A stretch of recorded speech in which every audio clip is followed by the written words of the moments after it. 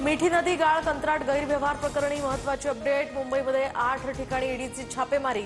बनावट सामंजस्य करार सादर करणाऱ्या 5 कंत्राटदारांवर सुद्धा ईडीचे छापे। डोंबिवली ते ठाणे मार्गाचं रेखांकन करण्यासाठी केडीएमसी आयुक्तांच्या सूचना। आमदार राजेश मोरेंनी चर्चा केल्यानंतर आदेश। दिव्यात होणाऱ्या बुलेट ट्रेनच्या स्टेशनमुळे रस्त्याची मागणी। वारंवार खंडित होणाऱ्या वीज पुरवठ्यामुळे उद्योजक हैराण। ठाण्यातील उद्योजकांचा गुजरातला स्थलांतराचा इशारा। पुढील 2 महिन्यात तोडगा काढू, महावितरणचं आश्वासन। जायकवाडी धरण 91% भरल्यामुळे 18 दरवाजे उघडले। 9000 क्युसेकनं पाण्याचा विसर्ग सुरू। मंत्री राधाकृष्ण विखे पाटील यांच्या हस्ते जलपूजन। राज्यात ऑगस्टमध्ये सरासरीपेक्षा कमी पावसाचा अंदाज। मुंबईमध्ये यंदा जुलैत पावसाची तूट। ऑगस्टच्या दुसऱ्या आठवड्यानंतर पावसाचं प्रमाण वाढण्याचाही अंदाज।